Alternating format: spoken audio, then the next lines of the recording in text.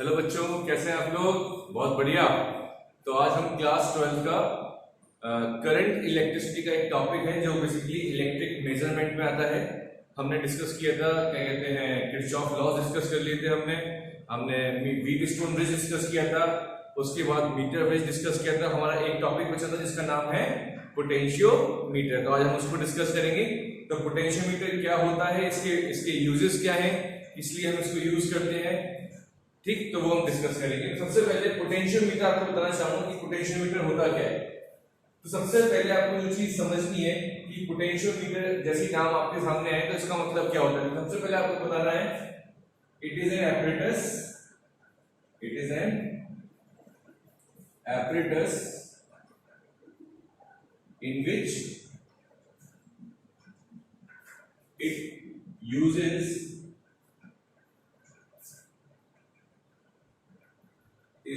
for calculate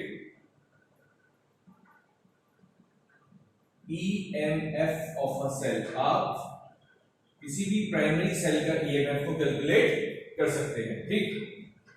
second चीज जो आप इस एपरेटस से कर सकते हैं, टू सेल्स, या हम लिख सकते हैं कंपैरिजन ऑफ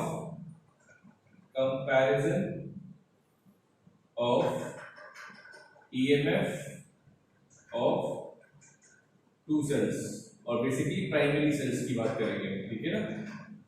तो आप यहां पर दो सेल का EMF कंपेयर कर सकते हैं, ठीक। अगर आपके पास दो प्राइमरी सेल का उनका EMF कंपेयर कर सकते हैं।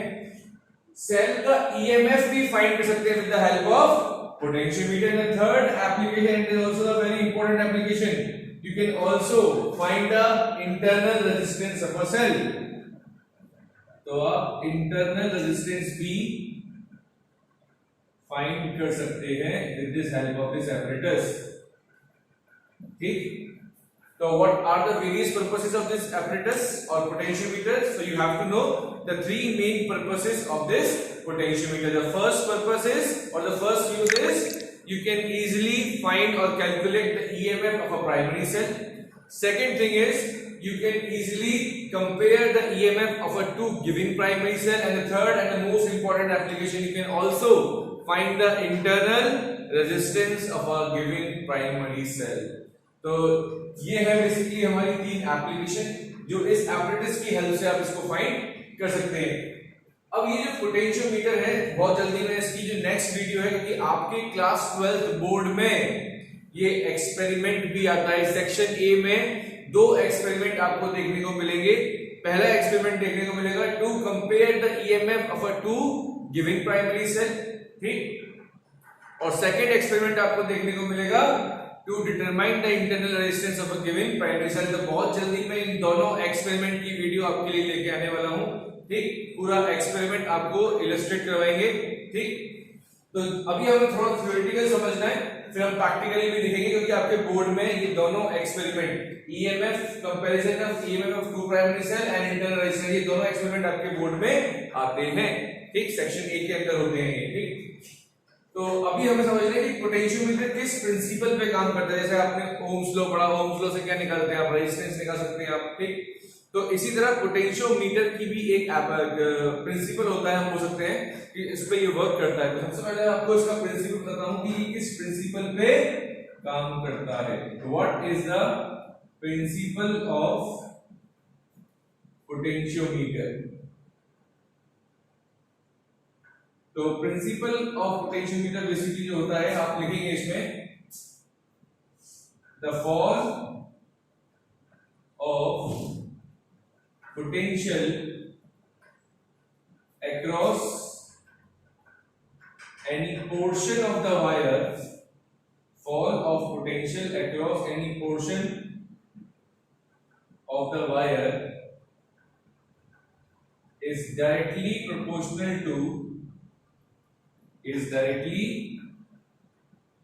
proportional to length of that provided wire। इसमें दो इंपॉर्टेंट चीज याद रखनी है आपको। Wire of uniform area and constant current flows through it.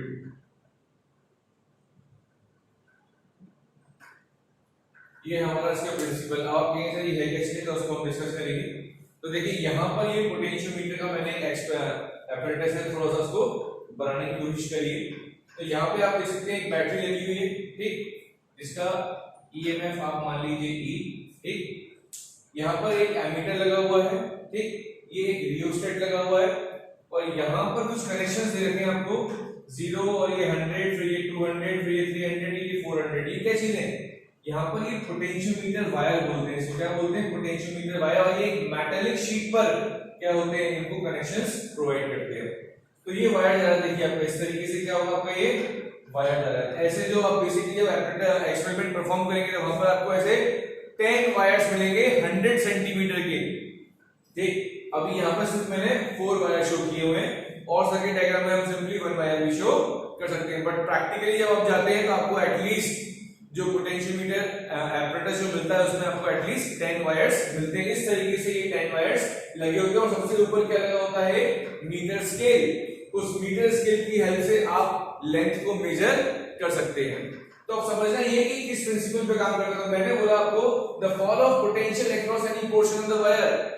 Suppose करिए कि अगर आपको किसी भी वायर के 2 एंड्स के बीच में पोटेंशियल फाइंड करना है, ठीक, या फिर किसी भी सेल का आपको पोटेंशियल फाइंड करना है, तो जो वो पोटेंशियल आपको मिलेगा वो किसके टर्म में मिलेगा? वो पोटेंशियल आपको लेंथ के टर्म में मिलेगा। पहली बात जो समझनी है आपको कि पोटेंशियोमीटर के अंदर जो भी हम पोटेंशियल फाइंड करते हैं वो किसके टर्म में मिलेगा आपको? लेंथ के टर्म में। किस तरीके से? तो मैंने यहाँ पे जो स्टेटमेंट लिखी है वो लिखी है V is directly proportional to length। जैसे जैसे लेंथ बढ़ती जाएगी पोटेंशियल डिफरेंस भी उन 2 एंड्स के अक्रॉस वायर का वो भी क्या होता जाएगा? बढ़ता जाएगा। इसलिए हमने यहाँ पे बोला इसको V is directly proportional to L। और जब आप एक प्रोपोर्शनलिटी साइन को हटाते हैं क्या लगाते हैं? कांस्टेंट लगाते हैं। तो V इक्वल्स टू क्या आ गया? KL।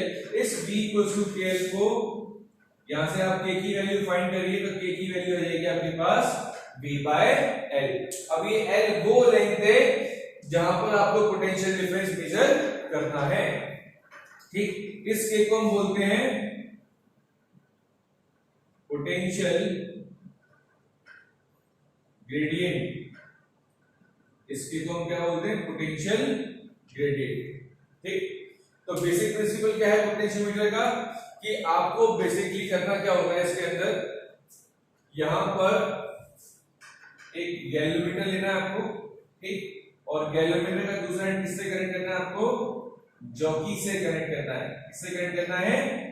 जॉकी से। आप क्या करेंगे? जॉकी को A पॉइंट से स्टार्ट करेंगे स्लाइड करना, यहाँ पे स्लाइड करेंगे, यहाँ पे स्लाइड करेंगे, यहाँ पे स्लाइड करेंगे, तो आपको एक ऐसी लेंथ मिलेगी जहां पर गैल्वेमीटर नल डिफ्लेक्शन शो कर देगा। जो भी आपको लेंथ मिलती है जहां पर गैल्वेमीटर नल डिफ्लेक्शन शो करता है उसको हम कहते हैं नल डिफ्लेक्शन। और वहां पर वो बैलेंसिंग लेंथ कहलाती है। क्या कहलाती है वो? Balancing length.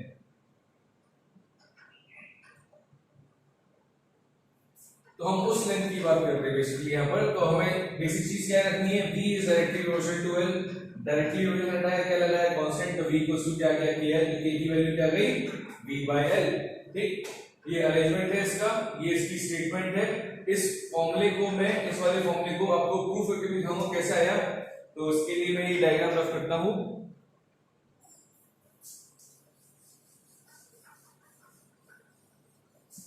देखिए आपने पढ़ा है V इक्वल्स टू क्या होता है? IR। और R का फॉर्मूला क्या पढ़ा आपने? रो L अपॉन A, ठीक। I का V equals to I rho L upon A।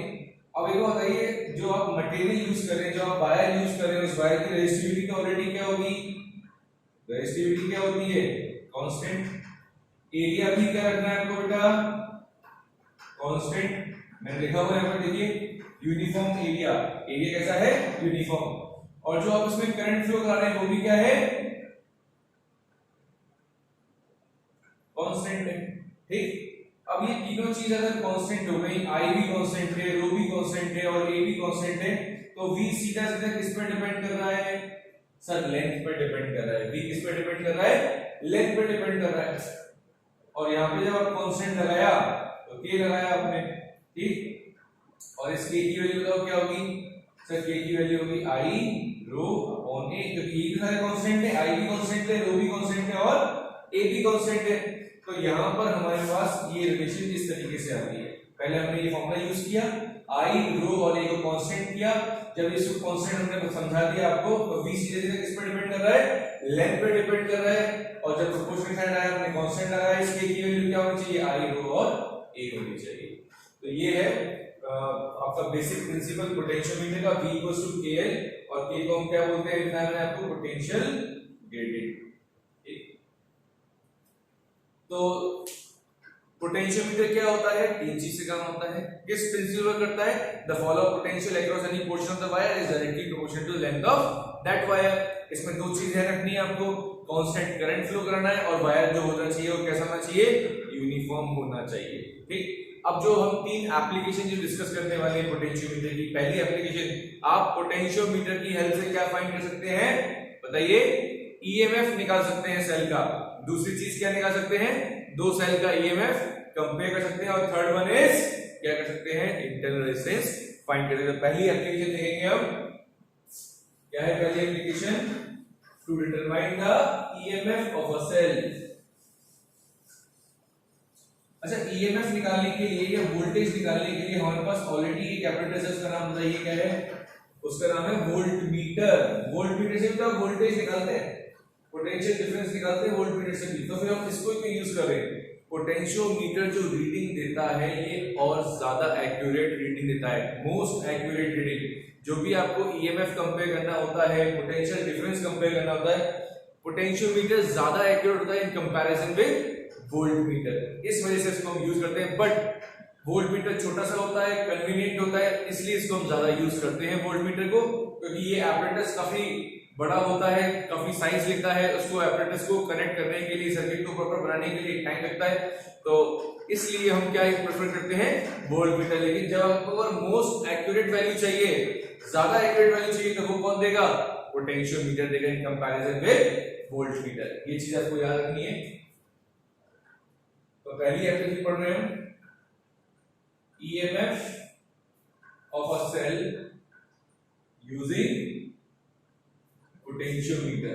EMF of a cell find करना है आपको using potentiometer, ठीक। तो उसके लिए पहले आपको एक सर्किट बनाना होगा। तो यहाँ पे हम बना रहे हैं सर्किट डायग्राम। तो सर्किट डायग्राम बहुत सिंपल है। पहले आपको एक सेल लेना है, ठीक। इसके बाद आपको एक एमीटर लेना है। एमीटर के बाद आपको एक रेजिस्टेंस बॉक्स लेना है।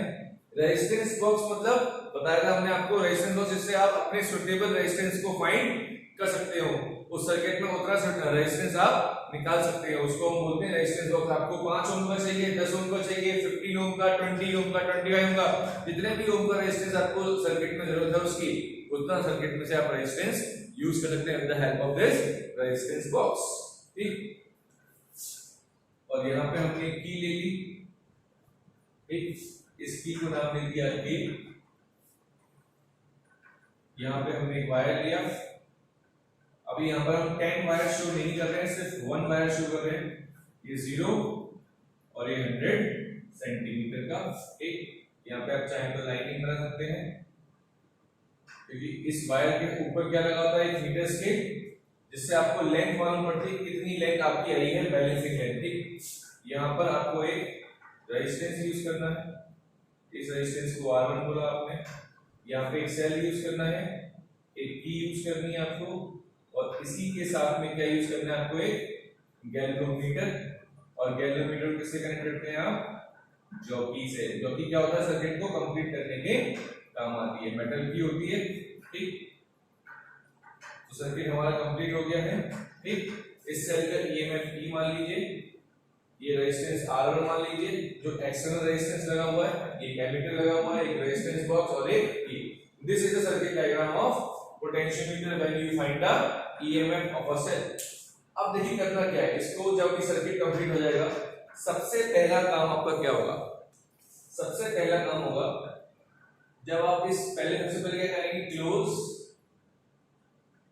की के, इसका नाम के है और इस की का नाम मान लीजिए A1, तो आप लिखेंगे क्लोज की के and take out the suitable resistance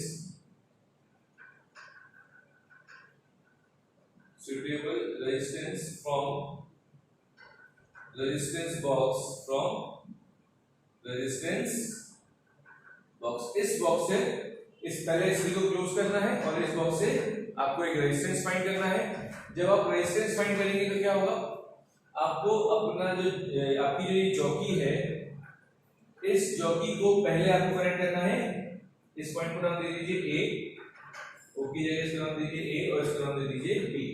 पहले आपको इस जॉकी को कहां टच करना है, इस वायर के पास में टच करना है। अब देखिए ये जो टर्मिनल है किससे जुड़ा हुआ है, ये जो A पॉइंट है ये किससे जुड़ा हुआ है बताएं जरा सर, ये A पॉइंट पॉजिटिव टर्मिनल जुड़ा हुआ है, ठीक, और ये टर्मिनल किससे जुड़ा हुआ है आपका नेगेटिव टर्मिनल। ये जो B पॉइंट है, ये B पॉइंट किससे जा रहा है देखिए कनेक्शन में, नेगेटिव टर्मिनल से। इसका मतलब ये वाला एंड हायर पोटेंशियल है और ये वाला एंड लोअर पोटेंशियल है। तो जब आप जॉकी को A पॉइंट पे टच करेंगे तो गैल्वेनोमीटर एक साइड डिफ्लेक्शन देगा। सपोज करिए गैल्वेनोमीटर ने यहाँ पे डिफ्लेक्शन दिया, लेकिन जब आप B पे टच करेंगे जॉकी को तो क्या होगा, गैल्वेनोमीटर अपोजिट साइड डिफ्लेक्शन देगा। सबसे पहला काम, अगर आपको 12th क्लास में एक्सपेरिमेंट परफॉर्म नहीं करना है तो सबसे पहला काम सर्किट बनाने के बाद क्या करना होता है, आपको जॉकी को आपको A पे टच करना है, B पे टच करना है, इस वायर पे, यहाँ पर एक वायर होगा, इस वायर पे टच करना है A के पास में और B के पास में। आपको चेक करना है कि गैल्वेनोमीटर बोथ साइड डिफ्लेक्शन दे रहा है या नहीं दे रहा है। अगर गैल्वेनोमीटर बोथ साइड डिफ्लेक्शन दे रहा है, इट मींस आपका सर्किट सही है, आप फर्दर प्रोसीड कर सकते हैं, आप आगे काम कर सकते हैं, ठीक। तो जॉकी बोथ साइड डिफ्लेक्शन देनी चाहिए, पहली बात तो बोथ साइड डिफ्लेक्शन, समझ में आ गई बात। अब क्या करना है, ईएमएफ निकालने के लिए क्या करना है, अब ये की को क्लोज किया था हमने, अब इस की को क्लोज करेंगे, हम K1 को क्लोज करेंगे। पहले इस वाले की को क्लोज करना है, ठीक, उसके बाद इस सुटेबल रेजिस्टेंस निकालना है, बोथ साइड हमें डिफ्लेक्शन चेक करना है, बोथ साइड डिफ्लेक्शन आ रहा है या नहीं आ रहा है, ठीक। उसके बाद हमें K1 को क्लोज करना है। एक चीज मैं और बता देता हूं आपको अभी यहीं पर, ये जो आप सेल यूज कर रहे हैं, इस सेल का जो ईएमएफ होना चाहिए वो हमेशा क्या होना चाहिए, इसको हम लिख सकते हैं EMF of a driver cell. EMF of a driver cell is always greater than EMF to be measured. जो भी आपको ईएमएफ मेजर करना है और जो आपने यहाँ पे सेल में एक बैटरी लगाई है, उसका जो ईएमएफ है, उसका जो वोल्टेज है, वो हमेशा इस वाले सेल से, जो आप ये वाला सेल यूज कर रहे हैं, इसका ईएमएफ फाइंड करना है, ठीक है, इस वाले सेल का ईएमएफ फाइंड करना है। इसका ईएमएफ हमेशा इससे कम होना चाहिए और इसका ईएमएफ हमेशा इससे ज्यादा होना चाहिए। ड्राइवर सेल का ईएमएफ हमेशा ज्यादा होना चाहिए। अगर ज्यादा नहीं होगा, इसी का पोटेंशियल डिफरेंस कम हो जाएगा तो गैल्वेनोमीटर डिफ्लेक्शन प्रॉपर नहीं देगा, और डिफ्लेक्शन अगर प्रॉपर नहीं आएगा, नल डिफ्लेक्शन आपको मिलेगा नहीं, नल डिफ्लेक्शन नहीं मिलेगा तो आप ईएमएफ कंपैरिजन नहीं कर पाएंगे। तो first thing you have to remember in your mind that EMF which you are using in this circuit or the driver cell EMF is always greater than the EMF of cell which you have to be measured। समझ में आ रही बात? Okay, तो यहाँ पे हमने क्या किया, क्लोज कर दी की को, जॉकी को बोथ साइड डिफ्लेक्शन दे दिया हमने। अब हमें क्या करना है, क्लोज की K1, हमने किसको क्लोज किया, K1 को क्लोज किया। जब आपने K1 को क्लोज किया तो क्या करेंगे आप, अगेन यहां पर जॉकी को अगेन क्या करते जाएंगे, स्लाइड करते जाएंगे, स्लाइड करते जाएंगे, स्लाइड करते जाएंगे। आपको चेक करता रहना है कि गैल्वेनोमीटर कहां पर नल डिफ्लेक्शन दे रहा है, गैल्वेनोमीटर कहां पर नल डिफ्लेक्शन दे रहा है। जैसे ही आपको नल डिफ्लेक्शन मिल गया, वो लेंथ इस स्केल में आपको मेजर कर लेनी है और उस लेंथ को क्या बोलेंगे हम, बैलेंसिंग लेंथ बोलेंगे। ठीक। तो इस Q क्लोज करने के बाद क्या करना है आपको, नल डिफ्लेक्शन देखना है किसका, गैल्वेनोमीटर का, कहां पे आपको नल डिफ्लेक्शन मिल रहा है। अब मैं आपसे बोलता हूं if R is the resistance of the potentiometer wire, इस वायर क्वेश्चन कुछ क्या होगा, रेजिस्टेंस होगा। If R is the potentiometer, resistance of the potentiometer wire, then potential difference across AB, इस AB का पोटेंशियल डिफरेंस बताओ, A से B का पोटेंशियल डिफरेंस, पोटेंशियल डिफरेंस का होना क्या होता है, V इक्वल्स टू IR, और R क्या माना आपने, इसका रेजिस्टेंस माना है, और करंट कितना फ्लो हो रहा है इसमें, सपोज करिए I करंट फ्लो हो रहा है, तो पोटेंशियल डिफरेंस अगर AB के अक्रॉस निकालना है तो V इक्वल्स टू क्या होता है, IR होता है। अब I की वैल्यू क्या होगी सर, I की वैल्यू आपने बताई थी V बाय R, बट यहाँ पे क्या यूज करेंगे बताएं, सेल का ईएमएफ कितना है, E है, इस सेल का जो रेजिस्टेंस है वो कितना है, सॉरी सेल का रेजिस्टेंस बात नहीं करेंगे, यहाँ पर जो ये पोटेंशियोमीटर वायर है इसका रेजिस्टेंस कितना है, स्मॉल r, और आपने एक्सटर्नल रेजिस्टेंस भी ऐड किया हुआ है ये वाला, इसको आप r से रिप्रेजेंट कर सकते हैं, ठीक। r और r1 का पर्पस बस यही, दोनों r हो जाएंगे, इसलिए मैंने इसको यहाँ पे r1 से लिखा, बट यहाँ पे आप सिंपली r भी लिख सकते हैं। तो ये वाला कौन सा है, ये जो पोटेंशियल डिफरेंस देख रहे हैं आप इसके अक्रॉस जो आपको निकालना है, तो यहाँ पे इसकी वैल्यू r1 है, बट यहाँ पे मैं क्या लिख रहा हूँ, r लिख रहा हूँ, तो I इक्वल टू कितना आ गया, E upon R plus R आ गया।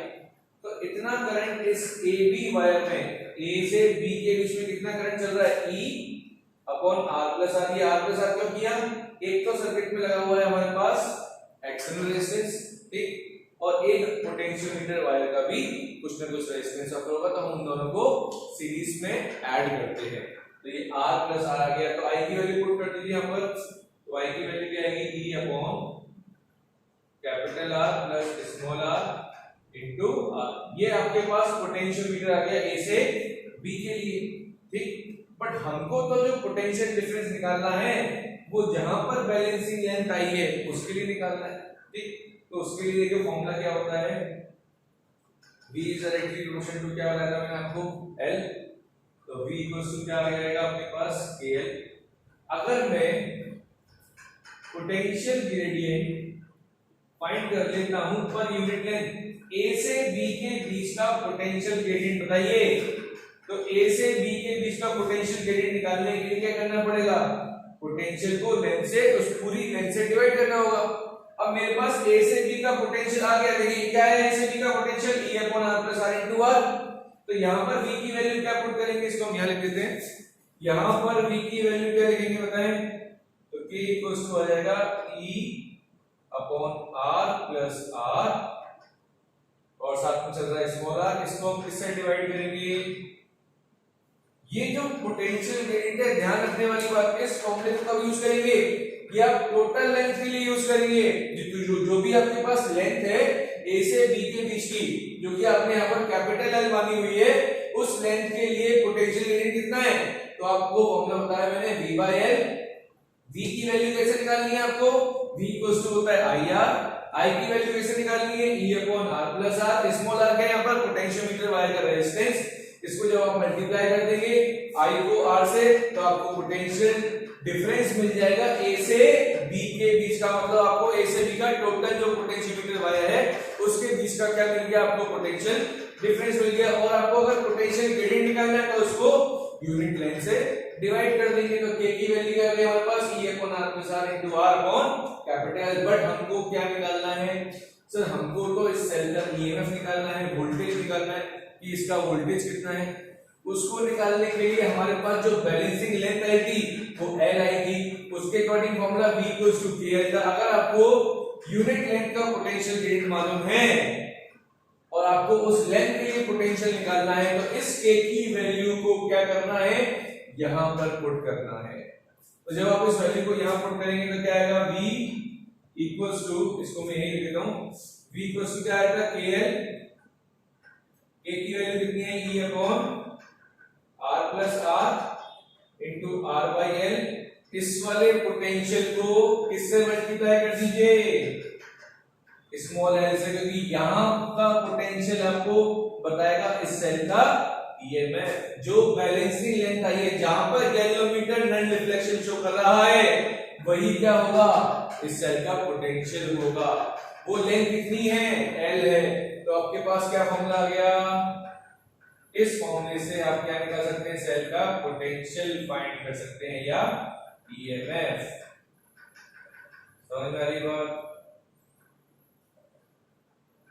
तो इस फॉर्मूले से आप फाइंड कर सकते हैं। पहली स्टेप क्या होगी, इसको मैं रख कर रहा हूं, डायग्राम बना देना, फटाफट एक बार रिकॉल कर देता हूं मैं आपको पूरा सर्किट एक बार अच्छे से, इससे कोई दिक्कत नहीं होगी। इस पे बेस न्यूमेरिकल आते हैं बोर्ड में, इसलिए मैं ये आपको करा रहा हूं अच्छे से। आप प्रीवियस ईयर क्वेश्चन देखेंगे तो डेफिनेटली इस पे बेस आपको क्वेश्चन मिलेंगे। पहली स्टेप क्या होगी बताएं फटाफट। फर्स्ट स्टेप क्या होगी, फर्स्ट स्टेप आप एक काम करिए, पहले करंट निकाल लेना। क्या निकाल लेना, करंट। K1 को क्लोज करके, ठीक, जो नीचे वाली की थी उसको क्लोज करके करंट निकालेंगे। करंट निकालने का फॉर्मूला क्या होता है, E upon R plus R। ध्यान रखना ये R क्या है, एक्सटर्नल रेजिस्टेंस जो सर्किट में लगा हुआ है। ये R क्या है, पोटेंशियोमीटर वायर का रेजिस्टेंस जो स्मॉल R है। इन दोनों को सीरीज में मान के हम सॉल्व करते हैं, दोनों को हमने ऐड किया, आपको टोटल रेजिस्टेंस मिल गया। सर्किट में टोटल रेजिस्टेंस कितना हो रहा है, एक तो जो एक्सटर्नल लगाया हुआ है आपने, और साथ में जो वायर है उसका भी कुछ ना कुछ रेजिस्टेंस होगा। तो इन दोनों को आपने सीरीज में ऐड कर दिया, तो E upon R plus R। कहां से आया formula, I equals to V by R से आया।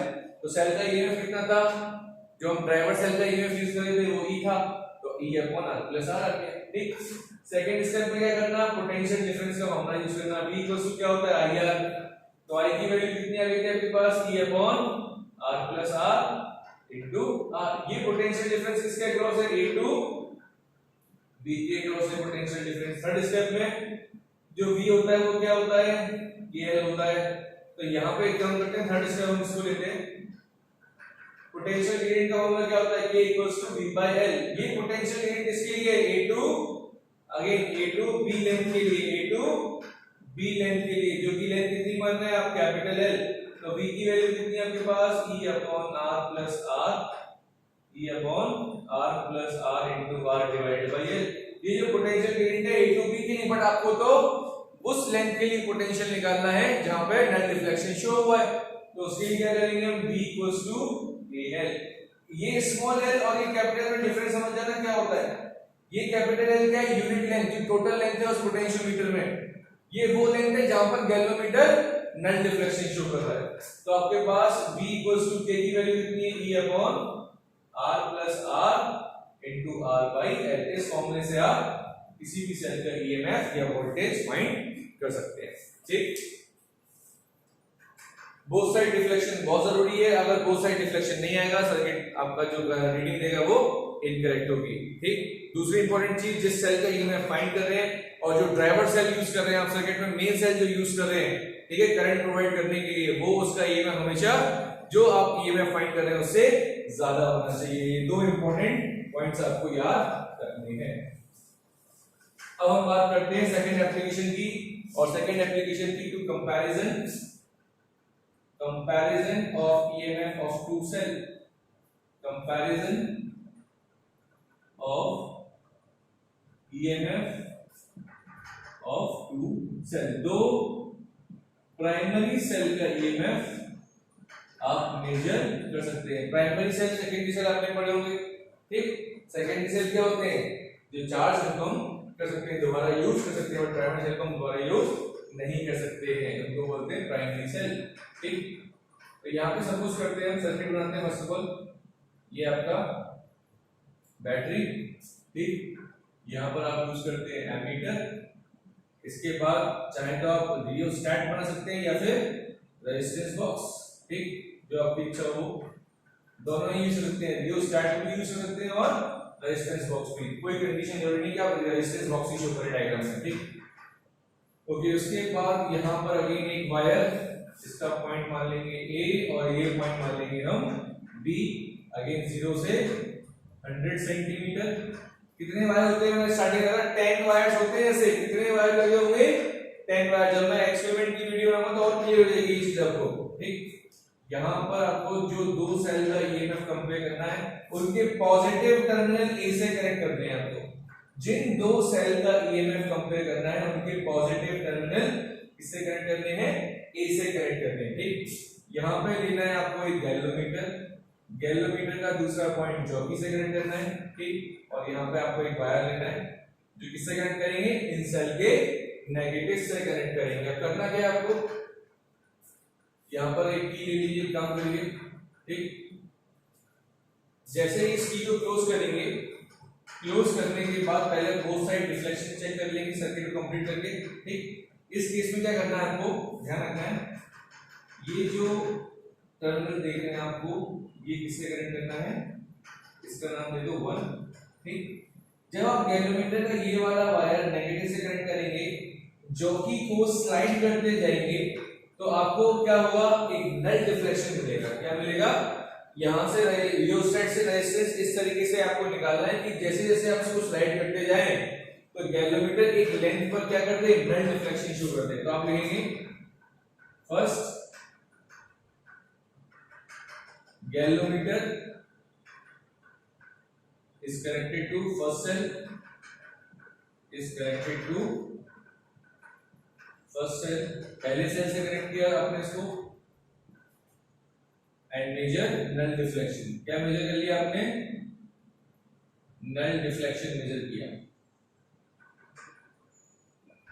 तो ये लेंथ, इस लेंथ को आप बोल दीजिए L1। क्या बोल दीजिए इस लेंथ को, L1। ठीक, अब जहां पर नल डिफ्लेक्शन आ जाता है, ठीक, वहां पर अब पोटेंशियोमीटर प्रिंसिपल क्या था, V is directly proportional to L था। अब जब नल डिफ्लेक्शन आ चुका है तो आपको मालूम है करंट फ्लो नहीं हो रहा है उसमें, और जब करंट फ्लो गैल्वेनोमीटर के अक्रॉस नहीं होता है तो इसका मतलब क्या हो गया, अब जो पोटेंशियल डिफरेंस होगा वो क्या होगा, मैक्सिमम होगा। और मैक्सिमम पोटेंशियल डिफरेंस को हम क्या कहते हैं, ईएमएफ कहते हैं। और इस सेल का ईएमएफ कितना मान लीजिए, E1, और इस सेल का ईएमएफ कितना मान लीजिए, E2।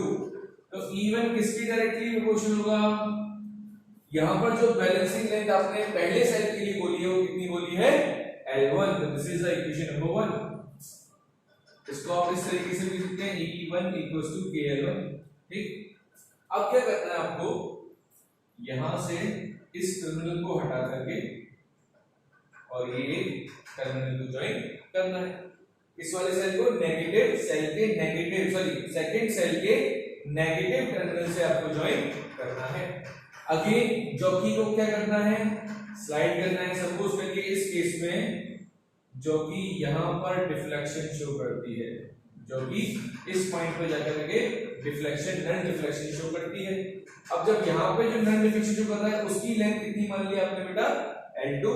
तो इसी तरह सिमिलरली E2 जो होगा वो डायरेक्टली प्रोपोर्शनल होगा किसके, L2 के। तो इसको हम क्या बोल सकते हैं, E2 K L2।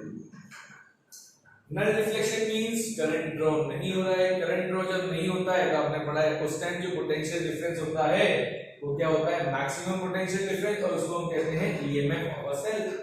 तो E2 किसके इक्वल हो गया, KL2। अब इक्वेशन 1 को और इक्वेशन 2 को क्या कर दीजिए, डिवाइड कर दीजिए। तो E1 KL1, E2 KL2।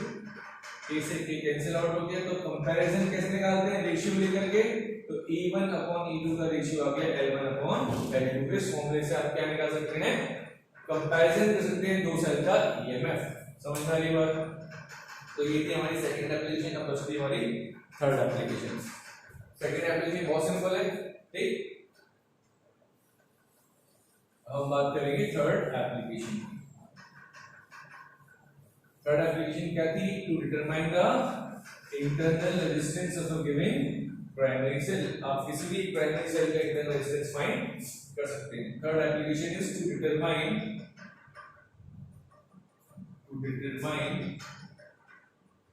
the internal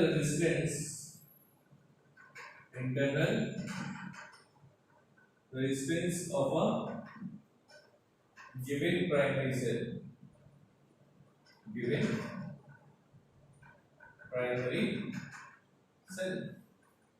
ठीक। अब देखिए इंटरनल रेजिस्टेंस की सर्किट डायग्राम ऊपर का एग्जैक्टली सेम रहता है, इसमें कुछ भी चेंजेस नहीं आते। जो भी सर्किट में चेंज आता है वो नीचे वाले पार्ट में चेंज आता है।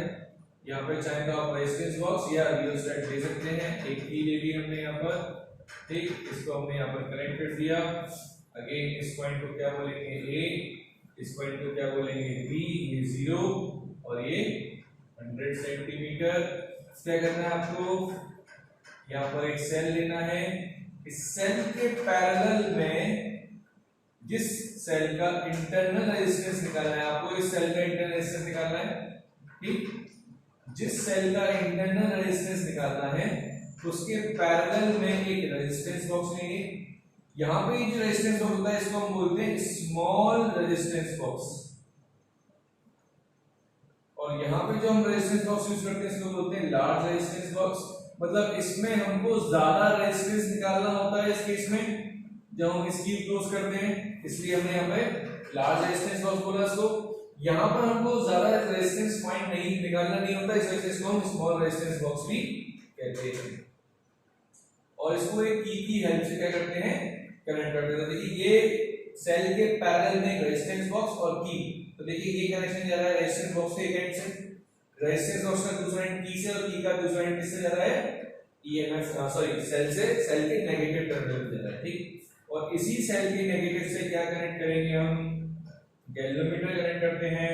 और गैल्वेनोमीटर के दूसरे एंड से क्या कनेक्ट करते हैं, जॉकी कनेक्ट करते हैं।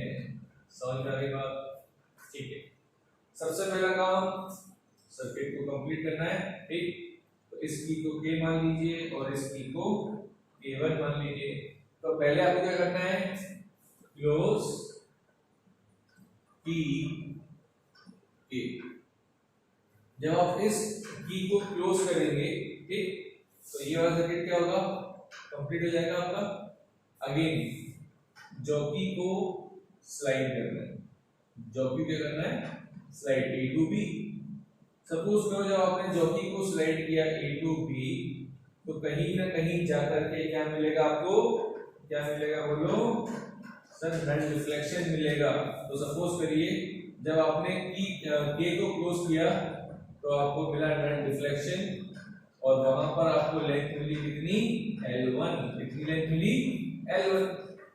अब आपको मालूम है जब नल रिफ्लेक्शन शो होता है तो करंट ड्रॉ नहीं होता है, और जब करंट ड्रॉ नहीं होता है तो उस टाइम जो पोटेंशियल डिफरेंस होता है वो होता है ईएमएफ के इक्वल, और यहाँ पे वो लेंथ किसके इक्वल है, L1 के इक्वल। तो potential difference is directly proportional to length, तो EMF is directly proportional to L। यहाँ पे मैं E क्यों लिखा हूँ फिर बता रहा हूँ आपको, क्योंकि करंट ड्रॉ नहीं हो रहा है गैल्वेनोमीटर के अक्रॉस, इसका मतलब अब उस सेल के अक्रॉस भी कोई भी करंट ड्रॉ नहीं हो रहा होगा, और जब कोई भी करंट ड्रॉ नहीं होता है तो उस सेल का जो पोटेंशियल डिफरेंस होता है उसको हम मैक्सिमम पोटेंशियल डिफरेंस कहते हैं, और उस मैक्सिमम पोटेंशियल डिफरेंस को ही ईएमएफ कहते हैं। ये चीज आपको समझनी है।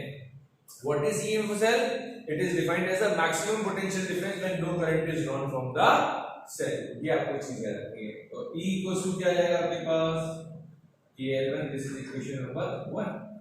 अब क्या करना है, अब आपको क्लोज करनी है K1। तो आप लिखेंगे क्लोज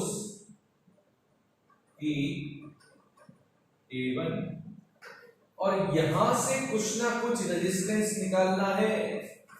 यहां से आपको क्या निकालना है, कुछ ना कुछ रेजिस्टेंस निकालना है। जब आप रेजिस्टेंस फाइंड करेंगे, सॉरी रेजिस्टेंस जब आप निकालेंगे तो आपको मालूम है अगर रेजिस्टेंस ऑफर होगा यहाँ पे तो कुछ ना कुछ पोटेंशियल डिफरेंस आएगा। अब कुछ ना कुछ पोटेंशियल डिफरेंस आएगा तो उस टाइम इस सेल का ईएमएफ मैक्सिमम नहीं होगा। बात ध्यान समझना है, ठीक है। यहाँ पे इसके पैरेलल में क्या लगा हुआ है, एक स्मॉल रेजिस्टेंस बॉक्स लगा हुआ है। आप यहाँ से सुटेबल रेजिस्टेंस फाइंड करेंगे, ठीक है। गैल्वेनोमीटर का जो जॉकी वाला पार्ट है इसको अगेन स्लाइड कर देंगे। इसकी क्लोज करने के बाद यहाँ से रेजिस्टेंस निकालने के बाद अगेन क्या करना है आपको, जॉकी को स्लाइड करना है E to B। Again measure क्या करना है आपको, नल रिफ्लेक्शन मेजर करना है। जब आप नल रिफ्लेक्शन मेजर कर लेंगे तो सपोज करिए अब जो लेंथ मिली आपको वो कितनी मिली, L2 लेंथ मिली। तो हमने उसको बोला नल रिफ्लेक्शन किस लेंथ पे आया, L2 लेंथ पे आया। क्या अब इस सेल का ईएमएफ मैक्सिमम होगा, ये सोचो। आपके अकॉर्डिंग क्या होना चाहिए था कि सर नल डिफ्लेक्शन आया है, इसका मतलब इस सेल के अक्रॉस ईएमएफ तो नहीं है, तो सॉरी इस सेल के अक्रॉस करंट तो नहीं है, और जब करंट नहीं होगा तो सेल का ईएमएफ मैक्सिमम होगा, उसको आप ई से रिप्रेजेंट कर सकते हैं। बट यहाँ पे मैं उसको ई से रिप्रेजेंट नहीं करूंगा, उसको मैं वी से रिप्रेजेंट करूंगा। रीजन क्या है, मैं ऑलरेडी ही जब इस सर्किट को कंप्लीट किया था उससे पहले ही मैंने इसके अक्रॉस क्या निकाल दिया, कुछ ना कुछ पोटेंशियल डिफरेंस यूज में ले लिया इस रेजिस्टेंस की हेल्प से। यहाँ पे मैंने क्या किया, रेजिस्टेंस ऑफ रेजिस्टेंस निकाला, ऑलरेडी मैंने क्या कर दिया, सेल का ईएमएफ कुछ ना कुछ रिड्यूस कर दिया, ठीक, कुछ ना कुछ पोटेंशियल का ड्रॉप कर दिया इस रेजिस्टेंस के हेल्प से। इस वजह से मैं यहाँ पे सेल का ईएमएफ ई ना लिख करके क्या लिखूंगा, वी लिखूंगा। रीजन ये है सिर्फ इसका, ठीक। वरना अगर यहाँ पे कुछ रेजिस्टेंस नहीं लिखा तो मैं सिंपली क्या लिखता, ई लिखता। बट यहाँ पे क्या किया मैंने, ऑलरेडी इस सेल में से उसका कुछ पोटेंशियल का ड्रॉप मैंने ले चुका हूं, इस वजह से इस सेल का ईएमएफ मैक्सिमम नहीं होगा, इसलिए उसको मैं क्या लिख रहा हूं, V is directly proportional to L2। तो V इक्वल्स टू क्या आ गया हमारे पास, L2, this is equation number 2। दोनों को डिवाइड कर दीजिए, यहां पे लिखता हूं मैं, तो E अपॉन V की वैल्यू क्या आ जाएगी आपके पास, L1 upon L2। Internal resistance का फॉर्मूला क्या होता है, E upon V minus 1 into capital R. ये जो आर होता जा रहा है ना, इसमें से जो रेजिस्टेंस निकाला आपने, इस रेजिस्टेंस बॉक्स से जो रेजिस्टेंस निकाला है वो वैल्यू यहां पुट कर दे। और E अपॉन V की वैल्यू कितनी है हमारे पास, L1 upon L2 minus 1 into R। तो हमारे पास R की वैल्यू आ गई L1 minus L2 upon L2 into capital R। इस फॉर्मूले से आप क्या निकाल सकते हैं, इंटरनल रेजिस्टेंस फाइंड कर सकते हैं। So this is the method to finding the internal resistance of a given primary cell। सबसे पहले आपको ये दो स्टेप लिखनी है, उसको डिवाइड करना है, E अपॉन V को कैलकुलेट करना है। इंटरनल रेजिस्टेंस का फॉर्मूला याद होना चाहिए, क्या होता है, E by V minus 1 into R। इस फॉर्मूले को यूज करके आप वैल्यू पुट करिए, आपको क्या मिल जाएगा, इंटरनल रेजिस्टेंस मिल जाएगा, ठीक। तो ये थी तीन एप्लीकेशन किसकी, पोटेंशियोमीटर की। बेसिक प्रिंसिपल क्या होता है पोटेंशियोमीटर का, the fall of potential across any portion of the wire is directly proportional to length of that wire। पहले पोटेंशियल ग्रेडियंट निकाल लीजिए यूनिट लेंथ के लिए, पहले पोटेंशियल ग्रेडियंट निकाल लीजिए यूनिट लेंथ के लिए, फिर जिस लेंथ पर नल डिफ्लेक्शन शो कर रहा है उसको उस लेंथ से मल्टीप्लाई कर देंगे, तो हमको उस सेल का पोटेंशियल या उस दो पॉइंट्स के बीच का पोटेंशियल या ईएमएफ मेजर आप इजीली कर सकते हैं। अब हम एक टर्म समझते हैं, sensitivity of a potentiometer। sensitivity of a potentiometer, what is mean by sensitivity of a potentiometer? अगर आप उस पोटेंशियोमीटर की हेल्प से स्मॉलेस्ट ईएमएफ या पोटेंशियल डिफरेंस मेजर कर पा रहे हैं या उसे मेजर कर सकते हैं, तो वो पोटेंशियोमीटर की जो सेंसिटिविटी होगी वो क्या होगी, हाई होगी। तो अगर आप किसी भी पोटेंशियोमीटर की सेंसिटिविटी हाई वर्ड यूज करें, इसका मतलब वो स्मॉलेस्ट ईएमएफ या पोटेंशियल डिफरेंस भी मेजर कर पा रहा है। स्मॉल से स्मॉल पोटेंशियल डिफरेंस को, स्मॉल से स्मॉल ईएमएफ को मेजर कर पा रहा है। ऐसे पोटेंशियोमीटर को हम कहते हैं, क्या कहते हैं, हाई सेंसिटिविटी। अब क्वेश्चन ये आता है, how can we increase the sensitivity of a potentiometer. Potentiometer की सेंसिटिविटी को आप कैसे इंक्रीज कर सकते हैं, ठीक। तो सबसे पहली बात हमने पढ़ा था K इक्वल्स टू क्या होता है, V by L पढ़ा था, ठीक है। तो अगर हम potential gradient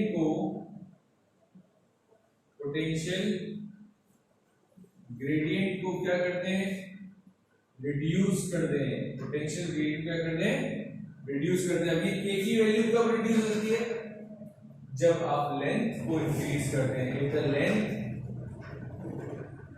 of the potentiometer wire increases, then sensitivity of a potentiometer is also increases। अगर लेंथ क्या करते हैं बेटा, आप इंक्रीज करने से, लेंथ को इंक्रीज करने से क्या होगा, K की वैल्यू क्या हो जाएगी, कम हो जाएगी। एक ही वैल्यू कम होने से क्या होगा, जो फॉल ऑफ पोटेंशियल है पर यूनिट लेंथ वो भी आपको प्रॉपर मिलेगा और छोटी से छोटी वैल्यू मिलेगी। एक ही वैल्यू कम होने से जो भी मिलेगा पर यूनिट लेंथ वो भी क्या होगा, छोटा से छोटा आपको मिलेगा। तो लेंथ को बढ़ाने से, लेंथ को इंक्रीज करने से आप पोटेंशियोमीटर की सेंसिटिविटी को हाई कर सकते हैं। स्मॉलेस्ट से स्मॉलेस्ट पोटेंशियल आप मेजर कर सकते हैं। तो ये चीज आपको याद रखनी है। If you increase the sensitivity of the potentiometer then you have to increase the length of the potentiometer wire. That's why the potential gradient is decrease, that's why V is also smallest. तो smallest से smallest value आपको मिल सकती है। ठीक है, समझ में आ रही बात?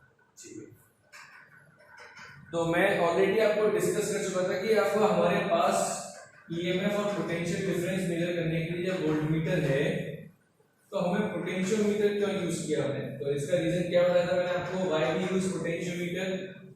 पोटेंशियोमीटर का बेसिक काम तो ये हो गया कि ईएमएफ निकालना हो गया, इंटरनल रेजिस्टेंस का काम हो गया फाइंड करना है, और दूसरा कंपैरिजन। क्या वोल्टमीटर ये काम कर सकता है? No sir. सर पोटेंशियोमीटर और अगर वोल्टमीटर में कुछ बेसिक डिफरेंस देखें तो वो क्या होने चाहिए, तो हम बेसिक डिफरेंस देखते हैं पोटेंशियोमीटर और वोल्टमीटर। पहला बेसिक डिफरेंस, पोटेंशियोमीटर किस पर वर्क करता है? सर पोटेंशियोमीटर नल डिफ्लेक्शन पर वर्क करता है। किस पर वर्क करता है? नल डिफ्लेक्शन पर। बट वोल्टमीटर किस पर वर्क करता है? सर डिफ्लेक्शन मेथड पे वर्क करता है। जब आप दो एंड्स के अक्रॉस पैरेलल में क्या लगाते हैं, वोल्टमीटर लगाते हैं, तो वो क्या करता है, उसकी नीडल क्या करता है, पॉइंटर डिफ्लेक्शन शो करता है। बट पोटेंशियोमीटर में तो हमको क्या करना होता है, नल डिफ्लेक्शन लेके आना होता है। ठीक, तो ये डिफ्लेक्शन मेथड पे वर्क करता है। ठीक, ये वेरियस पर्पसेस के लिए यूज होता है। वेरियस पर्पस हम ऑलरेडी आपको डिस्कस कर चुके हैं। पहला ईएमएफ निकाल सकते हैं, कंपैरिजन ऑफ टू सेल, और थर्ड इंटरनल रेजिस्टेंस। बट ये सिर्फ और सिर्फ किसके लिए होता है, ईएमएफ या पोटेंशियल डिफरेंस के लिए। जब पोटेंशियोमीटर में नल डिफ्लेक्शन की बात करें तो क्या करंट ड्रॉन होगा सर्किट में? Current is not drawn, current drawn नहीं होगा सर्किट में। लेकिन वोल्टमीटर में क्या होता है, current is drawn, current drawn कुछ ना कुछ होता है। अब जब करंट ड्रॉन नहीं हो रहा तो रेजिस्टेंस क्या होना चाहिए पोटेंशियोमीटर का, बताओ जरा। करंट ड्रॉन ही नहीं हो रहा सर्किट में, तो रेजिस्टेंस इज इंफिनिटी। रेजिस्टेंस क्या होता है इसका, इंफिनिटी। करंट ड्रॉन ही नहीं हो पा रहा। लेकिन यहाँ पे क्या होता है, रेजिस्टेंस हाई होता है। आपने पढ़ा है वोल्टमीटर क्या होता है, एक high resistance device. Resistance high होता है बट फाइनाइट होता है, कुछ ना कुछ फाइनाइट होता है। बट यहाँ पर इंफिनिटी हम वर्ड यूज करेंगे। ठीक, तो ये थे बेसिक डिफरेंस किसके, पोटेंशियोमीटर और वोल्टमीटर के। क्लियर हो गई चीज? तो आज का ये लेक्चर था पोटेंशियोमीटर पे बेस्ड, ये कंप्लीट हो गया। और बहुत जल्द में एक्चुअली में जो प्रैक्टिकली जब आप देखेंगे तो और इजीली आपको समझ में आएगी ये चीज। तो बहुत जल्दी मैं आपके लिए एक वीडियो लेके आने वाला हूँ मीटर ब्रिज पर, प्रैक्टिकल की बेस्ड थी। नेक्स्ट पोटेंशियोमीटर, ओम्स लॉ, ये 3 वीडियो मेरी आने वाली है बहुत जल्दी। Ohm's law, meter bridge and potentiometer के मैं एक्सपेरिमेंट परफॉर्म करके बताऊंगा कि किस तरीके से आप इंटरनल रेजिस्टेंस, कंपैरिजन और ईएमएफ, और मीटर ब्रिज में क्या करते हैं, हम अननोन वायर का रेजिस्टेंस फाइंड करते हैं, और ओम्स लॉ में हम एक V और I का ग्राफ प्लॉट करके रेजिस्टेंस कैलकुलेट करते हैं ग्राफिकल मेथड से। तो आज के लिए इतना ही।